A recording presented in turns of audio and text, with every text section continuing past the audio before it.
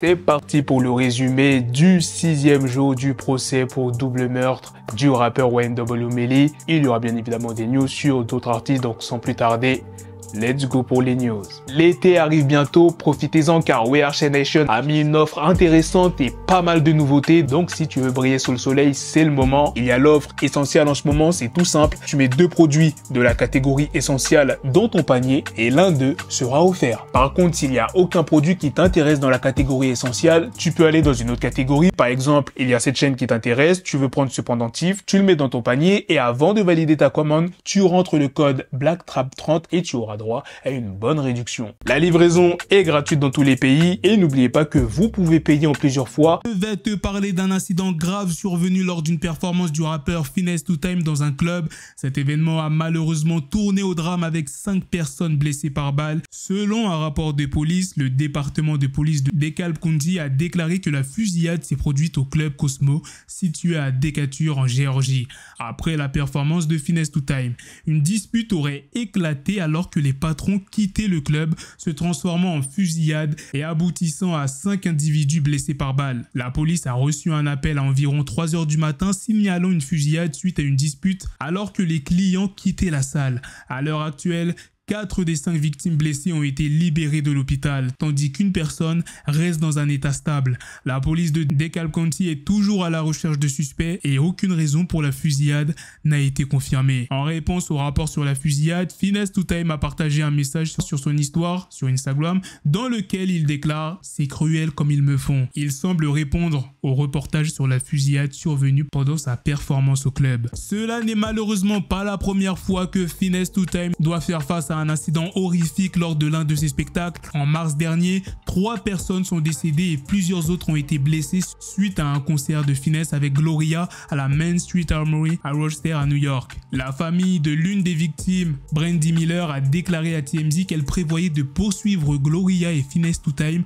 ainsi que les promoteurs et la Main Street Armory pour l'incident. Je vais te parler d'une histoire qui a secoué le monde du hip-hop. Le rappeur en pleine ascension, Rodken, de son vrai nom Kenneth Williams, a été arrêté pour meurtre et agression grave. Ces accusations sont liées à une fusillade qui a eu lieu en avril. D'après un rapport publié par The Augusta Press, la police du comté de Richmond a confirmé que le rappeur de 19 ans a été arrêté le 7 juin. Les autorités affirment que Rodken a été identifié comme l'un des 2 suspects d'un double meurtre qui a coûté la vie à Uzeni Yunusa, âgé de 24 ans, et blessé Kobe Burns, âgé de 20 ans le 26 avril.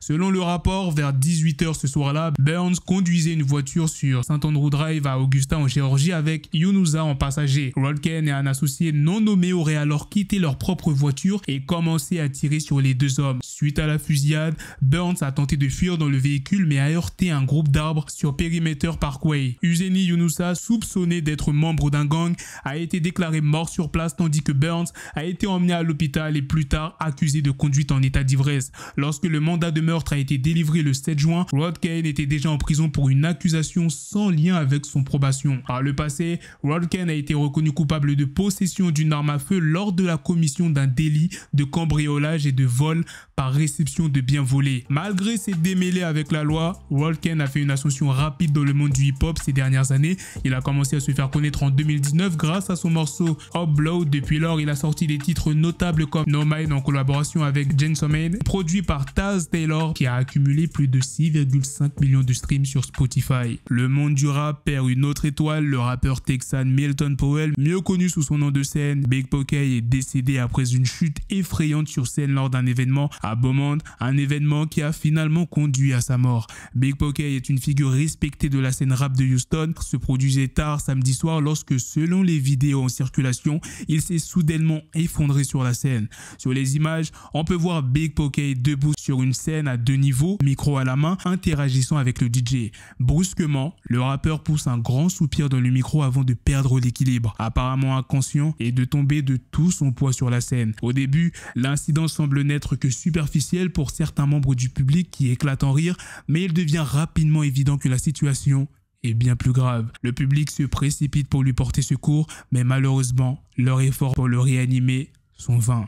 Une femme se présentant comme infirmière tente de lui porter secours. Big Pokey est transporté à l'hôpital peu après minuit. Cependant, malgré les efforts du personnel médical, le rappeur succombe à ses blessures. La cause précise de sa mort n'est pas encore connue. La mort de Big Pokey a été confirmée par son représentant qui a déclaré « C'est avec une grande tristesse que nous partageons la nouvelle du décès de notre bien-aimé Milton Powell. Il a été salué comme un pilier de la scène rap de Houston et son décès a été un choc pour la communauté. » Maintenant, venons à la news principale sur le 6e jour du procès de Wayne W. Melly. La première partie de la journée a été dominée par le témoignage de l'agent spécial du FBI, Brendan Collins. Collins a continué à disséquer les données du téléphone portable de Melly, apportant une nouvelle dimension à cette affaire déjà complexe.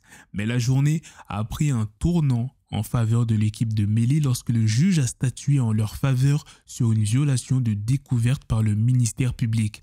Le tribunal a décidé que le ministère public avait tenté de soumettre des preuves médico-légales qui n'avaient pas été préalablement révélées, ce qui constitue une violation de la procédure judiciaire. Ainsi, ces preuves ont été exclues, ce qui pourrait avoir un impact sur la suite du procès. Lors du témoignage suivant, un expert en ADN a été contraint d'admettre que l'ADN de Melly n'avait été trouvé que sur la poignée de la porte arrière du côté du conducteur de la voiture où la fusillade a eu lieu. Aucun autre élément trouvé dans le véhicule ne portait son ADN, ce qui pourrait avoir des implications sur l'interprétation de la présence de Melly sur les lieux du crime. L'analyse d'ADN du laboratoire de criminalistique BSO, Kurt Rhodes, a également pris la parole. Il a confirmé que l'ADN de Wayne W. Melly figurait parmi celui de 3 autres personnes présentes sur les lieux. Ce point pourrait s'avérer crucial dans les délibérations finales du jury. Rappelons que Wayne W. Melly est actuellement en procès pour 2 chefs d'accusation de meurtre au premier degré suite à la mort de ses amis Wayne W. Juvie et Wayne W. Sackchaser en octobre 2018. Si condamné, il risque la peine de mort. Le procès est prévu pour se prolonger jusqu'en juillet, chaque jour apportant de nouvelles révélations. Autre news toujours sur Melly, son avocat Raven Liberty est devenu un phénomène viral suite à la révélation d'une ancienne photo d'elle prise après une arrestation. Cette révélation a conduit de nombreux fans à suggérer que le conseil juridique du rappeur est maintenant en péril. Le mugshot de Raven Liberty est apparu sur les réseaux sociaux peu après que le conseil de Melly ait vu sa requête pour un nouveau procès rejeté mardi dernier. Liberty avait été précédemment arrêté pour voie de fait à Miami, ce qui a donné lieu à ce mugshot. Les charges ont été abandonnées, mais la photo a été déterrée et les fans ont commencé à se moquer de Melly. Prenez une femme qui peut faire les deux, a commenté un fan sur l'Instagram d'Académique qui a partagé le mugshot. Un autre a écrit « Ils vont tous les deux retourner en prison, c'est fou ». Le mugshot a également été partagé sur Twitter par No Jumper, ce qui a engendré encore plus de commentaires. Ces gars embauchent des gens sur Craigslist, a écrit un utilisateur, tandis qu'un autre ajoutait « Son avocat a un mugshot ». C'est terminé. Malgré les moqueries, il convient de noter que Raven Liberty est en fait une avocate très respectée dans le domaine du hip-hop.